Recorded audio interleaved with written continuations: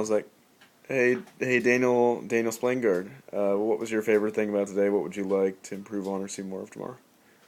Uh, well, I think probably my favorite thing of today had to do with getting to meet you guys.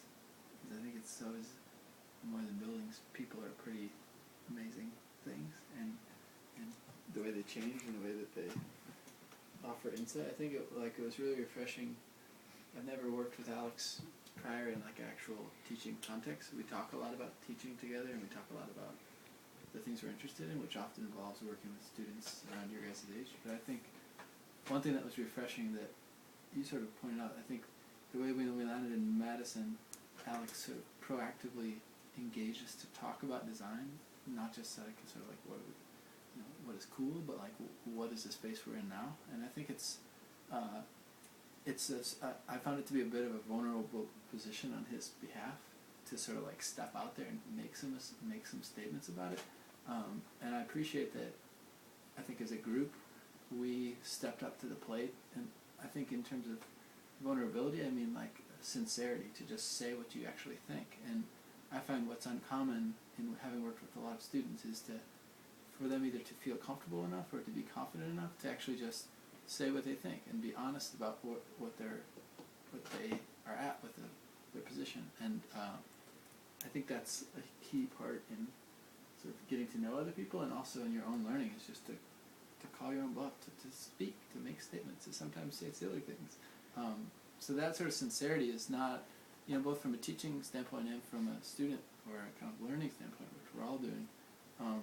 It's really refreshing. The other thing was like, I think getting here and seeing the Taliesin and stuff, like, the sheer exuberance which any of these spaces Frank Lederer has been involved with, or that like this space that were sort of aftershocks of his own enthusiasm, it just makes me eager to sort of tap into the fire of being interested in making things, and being interested in studying and of pursuing those things. And I think part of his creation there was, the spaces and those amazing trusses and the use of materials and color and light. But also it was like that we had a situation where those students had that space for them to actually think and for them to grow as people beyond what this building they were in was. That there was this place, and then there was the cafeteria, and then there was the choir, and that sequence of human events, like it, a little bit to what Katie I think was suggesting, it makes me hungry for that